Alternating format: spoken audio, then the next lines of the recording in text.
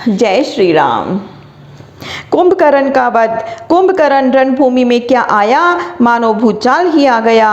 उसके पदों के आघात से ही भूमि कंपायमान होने लगी। वानर सेना उसको देखकर ही भयभीत हो गई।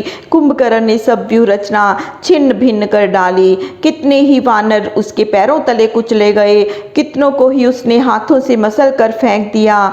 वानरों को भयभीत देखकर सुग्रीव ने कुंभकर्ण को रोकने का प्रयास किया। वह उछलकर उसके कंधों पर चढ़ गया और उसकी कनपट्टी पर गदा का भरपूर प्रहार किया। कुंभकर्ण को उससे कुछ प्रभाव नहीं पड़ा। उसने दूसरे हाथ से सुग्रीव को पकड़कर भूमि पर फेंक दिया। आगे बढ़कर वह सुग्रीव को कुचलता ही चाहता था कि दूसरी ओर से अंगद ने ललकार कर उसका ध्यान विकर्षित किया और कुंभकर्ण पर चढ़ दौड़ा। लेकिन कुंभकर्ण किसके रोके रुकने वाला था। उसने अंगद को मुट्ठी में पकड़ लिया और उसको अपने विकराल मुख में डालने लगा।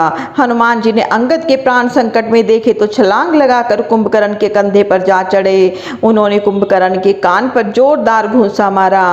पीड़ा के कारण कुंभकर्ण की मुट्ठी ढीली हुई तो अंगद ने गदा घुमाकर उसके दांतों पर मारी। उसी समय हनुमान जी ने पुनः उसके कान पर मुष्टि प्रहार किया। कुंभकर्ण कुछ क्षण को अपना सिर पकड़कर बैठ गया।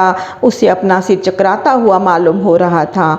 अवसर देखकर अन्य वानर वीर भी कुंभकर्ण पर टूट पड़े, लेकिन कुंभकर्ण का कुछ ना बिगड़ा। वह और भी कुपित होकर विध्वंस करने लगा। लक्ष्मण द्वारा मारे गए बाण भी वर्षा में पड़ने वाले ओलों के समान व्यर्थ सिद्ध हो रहे थे। कुंभकर्ण किसी के वश में नहीं आ रहा था। श्री राम ने जब ये देखा तो वे स्वयं ही कुंभकर्ण से युद्ध करने लगे। कुछ ही समय में उन्होंने अपनी चंद्राकार बाणों से उसकी दोनों भुजाएं कंधों से काट डाली, परंतु उसकी कटी भुजाएं भी जब भूमि पर गिरी तो कई वानर शिलाखंड ऊपर गिर जाने की भांति भुजाओं के नीचे ही कुचले गए। वह पैरों तले ही वानरों को रौंदने लगा।